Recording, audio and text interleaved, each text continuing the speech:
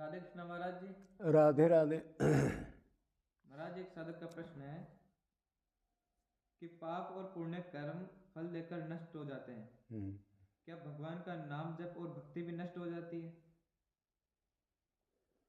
ठीक है।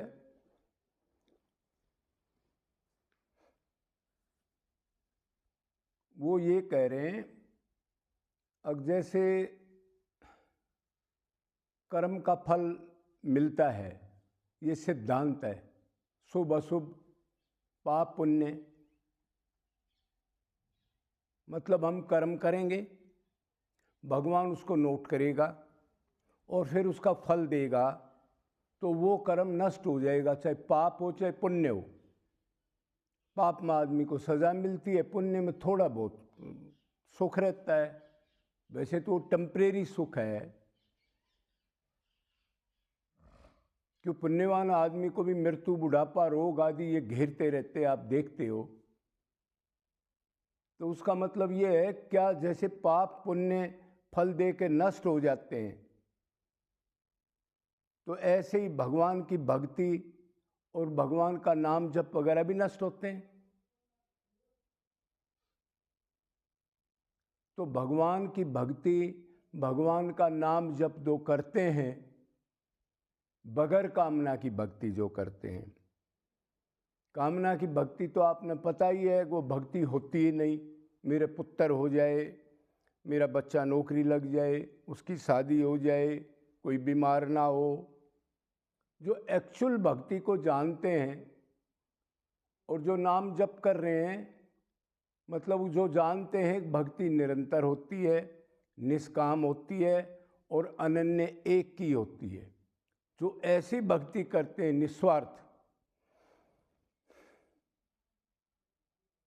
उनका जो है फल दे करके नष्ट नहीं होती।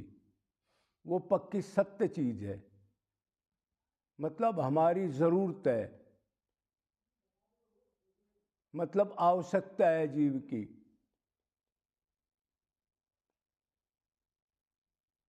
तो कर्म तो आप कितना ही बड़ा करो, एक कर्म से स्वर्ग चले जाओगे, उसको कहते हैं सतोगुणी कर्म। एक रजोगुणी होता है, उससे मृतलोक पर आ जाओगे। एक होता तमोगुणी कर्म, तो उससे नरक में जाओगे। मतलब एक पापी पाप करता है, एक पाप पुण्य करता है, एक पुण्य करता है, लेकिन तीनों का ही अंत है। वो कर्म भी शुरू होगा, चाहे अच्छा हो चाहे बुरा हो, और उसका फल भी, कर्म भी करते खत्म हो जाएगा और उस कर्म का फल भी मिलके वो खत्म हो जाएगा। मतलब फिर उसी दशा में आ जाओगे, फिर दोबारा कर्म करो, फिर दोबारा जन्म लो। ऐसे निरंतर आपको करना पड़ेगा, वो स्थायी नहीं है।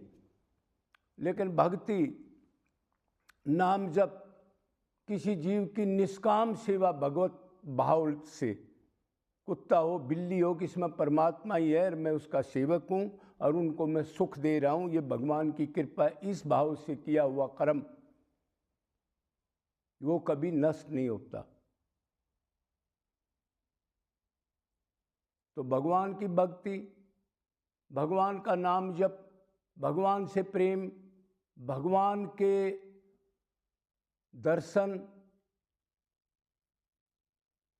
भगवान के धाम पर जाना, लेकिन उसमें सारे में प्रयोजन ये हो, जो क्रियाएं हैं भगवान के धाम की परिक्रमा आदि, एकादशी वगैरह रखते हैं भगवान के निमित्त, तो उसमें यही होना चाहिए, अब वो मेरे इष्ट हैं, अब भी मेरे साथ हैं, सदा साथ रहते हैं, उसी के पास आनंद है, उन्हीं को मैं जप रहा हूँ और वो सदा सर्वत्र हैं और मेरे को देख रहे हैं, और वही मेरा सारा संबंध उन्हीं से है, माँ का, बाप का, पिता का, पत्नी का। ऐसी सोच के साथ अपने इष्ट की जो भक्ति करता है, उसका अंत नहीं होता। वो अगले जन्म में आपको फिर मिलेगी, फिर मिलेगी, फिर मिलेगी।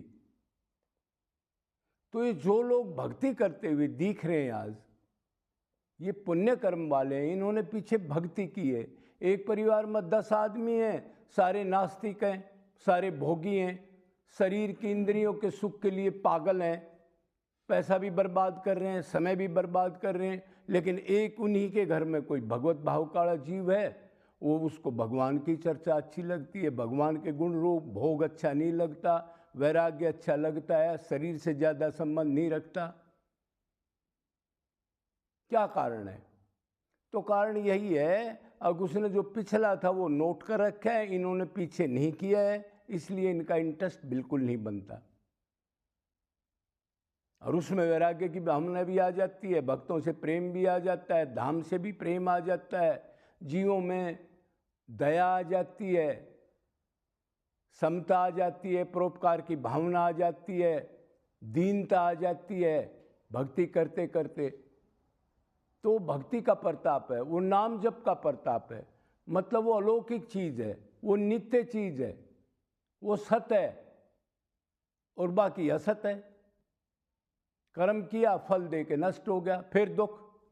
लेकिन अगर उसको आप एक बार परमानेंट कर लो, ये लोग जो आज हम या और कोई आदमी भक्ति कर रहे हैं, इन्होंने भक्ति बहुत की है, तो भगवान अगले जन्म में भी इनको वो स्टेज दे देता है जिस स्टेज से पिछले एंड किया था इन्होंने भक्ति का। लेकिन इनमें कभी ये है, हम लोगों में, हम अनन्य नहीं बनते।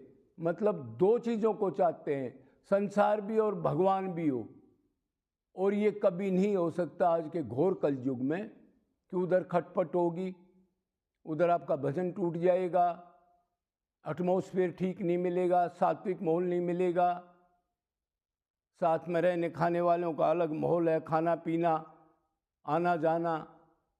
तो जिस बार हम अनन्य बन जाएंगे तो फिर ये फंदा हमारा पक्का कट जाएगा, हम भगवत धाम पहुंच जाएंगे। तो भक्ति नष्ट नहीं हो रही, इसलिए कितने आदमी आपको दिख रहे हैं, वृंदावन वगैरह में भी दिख रहे हैं, 1000 होंगे, लाख होंगे, 2 होंगे, 4 लाख होंगे, बाकी तो नहीं है। तो उनकी पिछली भक्ति है। लेकिन उसका जो चतुर साधक होता है वो अब की बार पूरी ताकत लगा के अनन्य बन जाता है, मतलब भगवान से ही प्रेम करता है। माम एकम शरणम वर्ज को समझ लेता है, मेरे ही शरण में आओ अर्जुन, सिर्फ भी को छोड़ दो। देवता भी हैं, परिवार भी है, लौकिक कर्म भी हैं, व्यवहारिक कर्म भी हैं, उनमें मत उलझो, सब धर्मों का परित्याग कर दो। तो ऐसा जिस दिन हम कर देंगे तो उस दिन तो फिर हमारा आना जाना होगा ही नहीं। इसलिए भक्ति श्रेष्ठ है। या कर्म करते हैं तो जो अपने स्वार्थ के कर्म ना हो, दूसरे को सुख देने के कर्म हो जो हम करते हैं, चाहे हम कष्ट भी उठा लें, अगले को भगवत भाव से, अगले किसी भी जीव को सुख मिले, वो जरायु जो पक्षी हो, पेड़ हो, गधा हो, कुत्ता हो, किसी योनि का हो, ये कर्म श्रेष्ठ है।